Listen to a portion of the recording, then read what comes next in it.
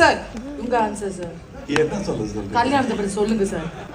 அது கம்ப்ளைண்ட் பண்ணக்கூடாதுங்க. இது இப்போ பாராட்டு விழா ஒன்று சொல்கிறேன். இப்போ மாண்புமிகு எம்பி பிரிட்டாஸ் இருக்கார்ல, அவர் உங்களை மாதிரி எதிர்க்க உட்காந்துட்டு எங்கிட்ட ஒரு கேள்வி கேட்டார்.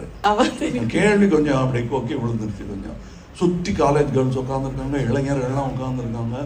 இது ஒரு 10-15 வருஷத்துக்கு முன்னாடி நடந்திருக்குன்னு நினைக்கிறேன்.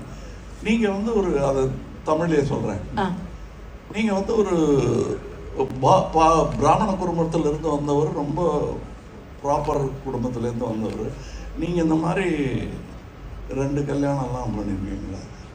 ப்ராப்பர் குடும்பத்துலேருந்து வர்றதுக்கும் கல்யாணம் பண்ணுறதுக்கும் என்ன சம்மந்தம்? அவர் சொன்னார், இல்லையே நீங்கள் கும்பிட்ற தெய்வம் ராமனாச்சே, அதையாவது ஃபாலோ பண்ண வேணாமான்னு கேட்டார் அவர். ஒன்று நான் கும்பிட்றதில்ல, இன்னொன்று அப்படி பார்த்தா கூட நான் வந்து ராமனோட அப்பா வகைரா இன்னும் 49,000 வருஷம் பாக்கி இருக்கு.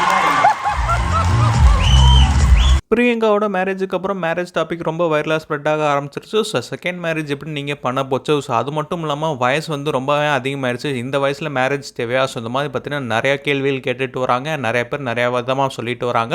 ஸோ அதுக்கெல்லாம் பார்த்தீங்கன்னா கமல் வந்து செம்ம மாதம் ஒரு ரிப்ளை கொடுத்துருக்காரு. பிரியங்கா பிக் பாஸ் 5ல் கண்டஸ்டண்ட்டாக வந்திருந்தாங்க. அண்ட் அப்போ ஹோஸ்ட் பண்ணது யாருன்னு பார்த்தீங்கன்னா கமல் தான்.